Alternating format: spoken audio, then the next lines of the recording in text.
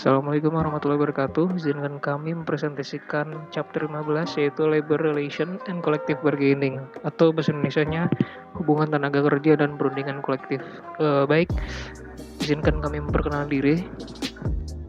Nama saya Hanif Ardiansyah, NPM 20510111011. Selanjutnya ada teman saya yaitu Perkenalkan, nama saya Dinda Artika Sari Sukoco dengan NPM 2011011089.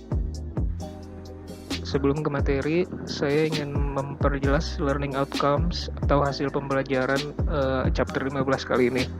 Yang pertama ada sajian sejarah singkat gerakan buruh Amerika. Keduanya ada berikan contoh praktik serikat yang tidak adil dan praktik pemberi kerja yang tidak adil dalam undang-undang tenaga kerjaan.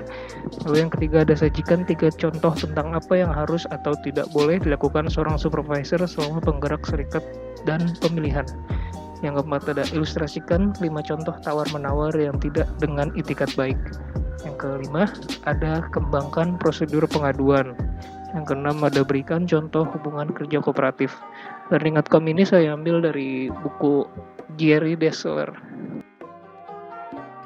Mengapa pekerja berorganisasi?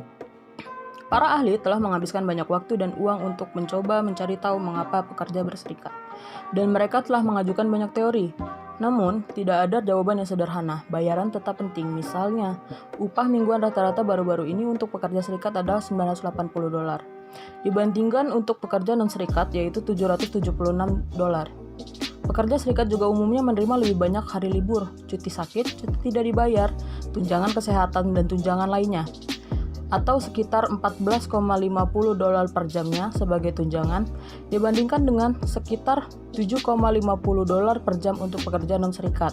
Tapi bukan hanya soal uang, sebaliknya, dorongan untuk berserikat seringkali bermuara pada keyakinan di pihak pekerja bahwa hanya melalui persatuan mereka bisa mendapatkan yang adil dari kue dan juga melindungi diri dari manajemen yang sewenang-wenang. Selanjutnya ada apa sih yang diinginkan serikat pekerja? Kita dapat menggeneralisasikan dengan mengatakan bahwa serikat pekerja memiliki 2 rangkaian tujuan. Yang pertama untuk keamanan serikat dan untuk peningkatan upah, jam kerja, kondisi kerja, dan tunjangan bagi anggotanya. Ini ada 2 poin penting di sini, yaitu ada keamanan serikat dan peningkatan upah dan sebagainya. Materi selanjutnya. Di sini saya akan menjelaskan tentang keamanan serikat. Pertama, dan yang mungkin terpenting, serikat pekerja mencari keamanan untuk diri mereka sendiri. Mereka berjuang keras untuk hak mewakili pekerja perusahaan dan menjadi agen perundingan eksklusif bagi semua karyawan di unit tersebut. Dengan demikian, mereka merundingkan kontrak untuk semua karyawan, termasuk mereka yang bukan anggota serikat. Nah, di sini ada 5 jenis keamanan serikat yang dimungkinkan. Yang pertama, ada closed shop. Suatu bentuk jaminan serikat di mana perusahaan hanya dapat mempekerjakan anggota serikat. Ini dilarang pada tahun 1947, tetapi masih ada di beberapa industri seperti percetakan. Yang kedua, ada jenis keamanan serikat union shop. Suatu bentuk jaminan serikat di mana perusahaan dapat mempekerjakan orang non-serikat, tetapi mereka harus bergabung dengan serikat setelah jangka waktu yang ditentukan dan membayar iuran. Jika tidak, mereka bisa dipecat. Lalu ada jenis keamanan serikat lainnya yaitu agency shop. Agency shop adalah suatu bentuk jaminan serikat di mana pekerja yang bukan merupakan anggota serikat tetap harus membayar iuran serikat dengan asumsi bahwa upaya serikat bermanfaat bagi semua pekerja. Jenis keamanan serikat terakhir adalah preferential shop. Preferential shop adalah anggota serikat mendapatkan preferensi tetapi perusahaan masih dapat mempekerjakan anggota non-serikat. Yang selanjutnya ada improve wage, hours, and benefit, atau peningkatan upah jam dan keuntungan. Setelah serikat memastikan keamanannya di pemberi kerja, serikat berjuang untuk meningkatkan upah jam kerja, kondisi kerja, dan tunjangan anggotanya. Perjanjian ketenagakerjaan yang khas memberi peran pada serikat pekerja dalam aktivitas sumber daya manusia lainnya, termasuk merekrut, memilih, memberi kompensasi, mempromosikan, melatih, dan memberhentikan karyawan. Lalu ada contoh kasus ketidakadilan pada para pekerja. Pada 20 April 1948, pemerintah menetapkan Undang-Undang Nomor 12 Tahun 48 tentang kerja. Isinya menetapkan pada 1 Mei buruh dibebaskan dari kewajiban bekerja. Selain itu juga sejumlah larangan yang melindungi anak dan pekerja perempuan, termasuk soal waktu menyusui, cuti melahirkan, dan cuti haid. Kemeriahan pun mewarnai peringatan Hari Buruh 1 Mei 48. Ada sekitar 200-300 ribu orang berkumpul di alun-alun Yogyakarta. Euforia itu kemudian berkembang menjadi aksi demonstrasi. Pada 19 Mei 1948, ribuan buruh dan petani mogok. Mereka menuntut pembayaran upah yang tertunda setahun lamanya. Layaknya api menyambar, satu aksi menyulut aksi lain. Baru setelah Perdana Menteri Muhammad Hatta mengadakan pertemuan dengan pimpinan Sentral Organisasi Buruh Seluruh Indonesia atau SOPSI pada 14 Juli 1948, pemogokan berhenti. Tuntutan buruh tak berhenti di situ. Pada periode 1950-an, berbagai serikat buruh konsisten melakukan aksi mogok. Kala itu mereka memperjuangkan tunjangan hari raya. Di antara kurun waktu penggantian tersebut, tepatnya tahun 1954, perjuangan buruh memperlihatkan hasil. Keluarnya peraturan tentang persekut hari raya, Surat Edaran Nomor 3676 Tahun 54 tentang hadiah lebaran, dan puncaknya Permen Nomor 1 Tahun 61 yang menetapkan THR sebagai hak buruh. THR menjadi salah satu contoh bagaimana hasil perjuangan serikat buruh pada akhirnya dapat dirasakan oleh masyarakat luas, dan malah kemudian hari menjadi kebiasaan umum, terang Jafar. Isu tentang buruh perempuan juga mendapat perhatian besar pada periode ini.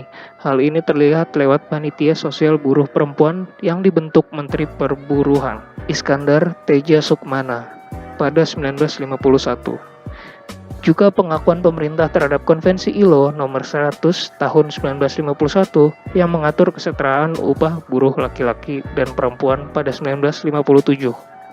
Bukan cuma kasus ini, tapi masih banyak kasus lainnya seperti Marsina, tapi kita tidak akan membahasnya. Lalu ada materi selanjutnya yaitu tugas dan tanggung jawab supervisor pada suatu perusahaan. Yang pertama ada mengatur rekan kerja yang menjadi bawahannya. Yang kedua menjelaskan deskripsi pekerjaan dengan baik. Yang ketiga memberikan pengarahan kepada rekan kerja bawahannya. Yang keempat melakukan kontrol dan evaluasi. Yang kelima, memotivasi rekan-rekan kerja bawahannya atau timnya. Seperti contoh, saya ambil gambar yang di samping ini, bahwa seorang supervisor sedang memberikan arahan kepada bawahannya untuk bekerja. Biasanya supervisor ini melakukan kegiatan-kegiatan berikut ini untuk mengontrol dan mengevaluasi bagaimana kinerja sebuah perusahaan dengan memantau bawahannya. Supervisor ini sangatlah penting untuk keberlanjutan sebuah organisasi atau perusahaan, karena dengan adanya supervisor ini, bawahan dan top line manager bisa dapat berkomunikasi satu sama lain. Dengan adanya supervisor ini, top line manager juga bisa memberikan wewenangnya kepada supervisor untuk mengatur karyawan yang banyak. Apa sih yang dilarang ketika melakukan tawar dan menawar kontrak kerja? Yang pertama, diskusikan kasus ini hanya dengan pengurus serikat atau pengadu harus ada di sana. Yang kedua, buat pengaturan dengan individu karyawan yang tidak sesuai dengan perjanjian. Yang ketiga, menahan ganti rugi jika perusahaan salah. Yang keempat, akui efek mengikat dari praktik masa lalu. Yang kelima, lepaskan hak Anda sebagai manajer kepada serikat pekerja. Yang keenam, selesaikan keluhan berdasarkan apa yang adil, sebaliknya patuhi perjanjian kerja. Yang ketujuh, tawar-menawar atas barang-barang yang tidak tercakup dalam kontrak. Yang kedelapan, perlakukan sebagai subjek klaim arbitrase yang menuntut disiplin atau pemberhentian manajer. Yang kesembilan, berikan jawaban keluhan tertulis yang panjang. Yang ke-10, perdagangkan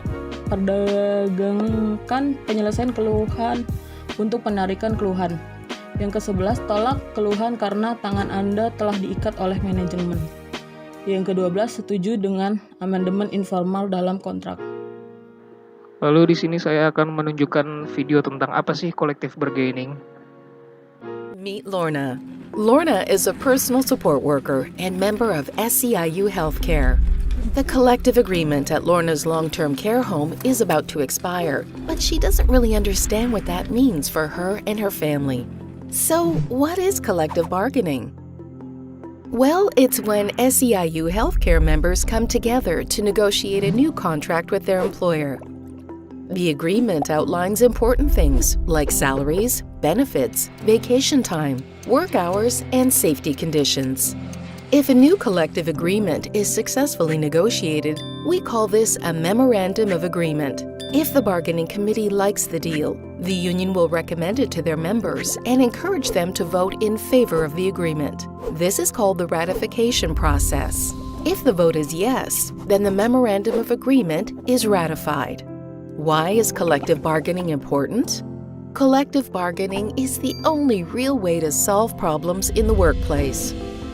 It allows us to continue to fight for our rights and restores the balance of power for frontline workers.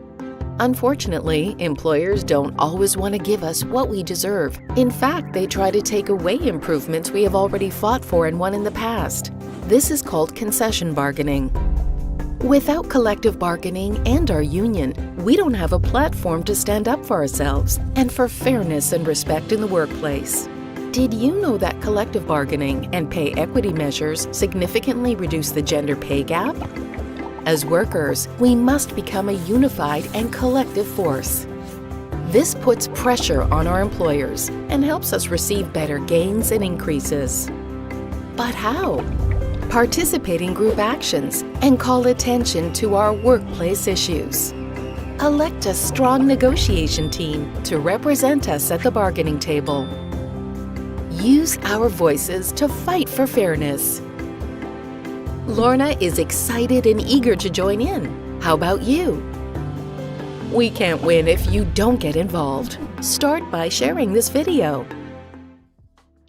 Simpelnya collective bargaining ini adalah negosiasi pekerja dengan perusahaannya yang membicarakan tentang kontrak kerjanya. Sering kali apa yang dibicarakan di kontrak kerjanya tersebut adalah gaji, kesehatan, jam kerja, waktu cuti, dan keselamatan pekerjaan atau asuransi ketika ada kecelakaan.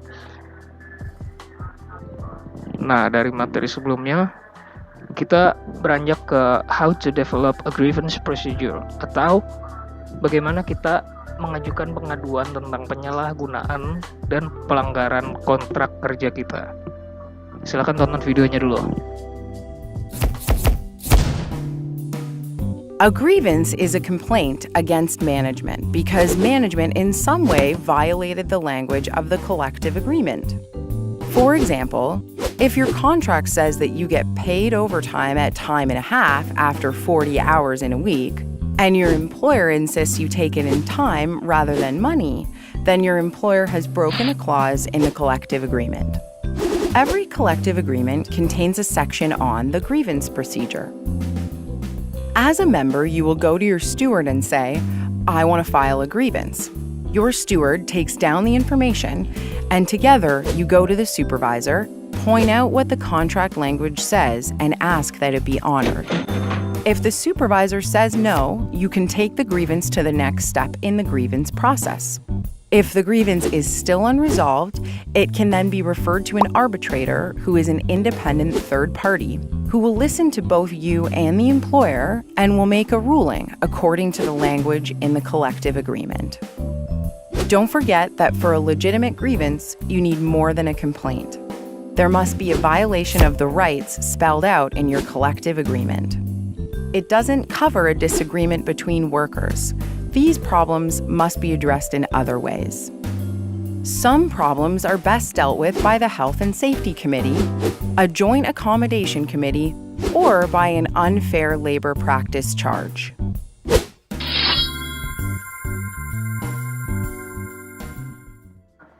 Simpelnya grievance procedure ini adalah proses untuk kita mengadukan apa yang dilakukan oleh perusahaan yang menyeleweng dari kontrak atau melanggar kontrak kerja dari awal. Kalau supervisor tetap bilang enggak, maka kita bisa melanjutkan ini ke step lebih lanjut lagi, yaitu dengan adanya proses arbitrasi atau menghadirkan orang ketiga untuk melanjutkan negosiasi ini.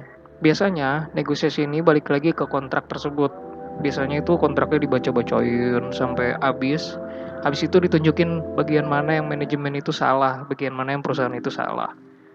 Lalu untuk materi selanjutnya, what is an example of good cooperative labor relations? Atau contoh tenaga kerja yang memiliki sikap kooperatif yang bagus. Cooperation. You know what it is? It means working together as a team. In other words, putting your strengths together to become something greater. Some companies are created by people who join together to achieve a common goal through cooperation. These companies are called cooperatives, and the people involved are called members. Take Gabriel. Gabriel is taking part in an Olympiad at his school. These are his challenges: a running race, a spelling contest, and a drawing contest. Gabriel is a strong runner, but his spelling and drawing skills aren't as good. To be successful in the Olympiad, he needs the help of his teammates. Fortunately, his friends Aiko and William are on his team. Aiko is a spelling champ. She breezes through the spelling challenge without a single error. William is the group's artist. In the drawing contest, the dinosaur he sketches is so impressive that the entire class breaks into applause. Finally, the athletic Gabriel runs a successful race. Together, William, Aiko, and Gabriel form a dynamite team. By uniting their efforts around a shared goal, they win the school Olympiad. Because we're always stronger together. If our three friends started a business, it would certainly be a cooperative. None of them would be a single owner or an employee. Instead, they would be equal members joining forces to pursue a shared goal that they could not achieve alone. So that's a cooperative. In other words, belonging to a cooperative means working together for the common good. Nah, dari video tersebut kita bisa simpelin lagi bahwa kita itu lebih baik bekerja sama-sama. Misalkan A memiliki kemampuan A, B memiliki kemampuan B, dan C memiliki kemampuan C. Jika mereka disatukan jadi satu kelompok atau bisa disebut satu organisasi, biasanya itu lebih memiliki power untuk mencapai sebuah goal atau sebuah tujuan. Simpelnya seperti itu sih. Sekian penyampaian materi chapter 15 dari buku Gary Dessler oleh kita. Mohon maaf bila kita memiliki banyak kesalahan. Jika ada pertanyaan boleh langsung mengontak kita. Terima kasih telah menonton dan kami ucapkan wassalamualaikum warahmatullahi wabarakatuh.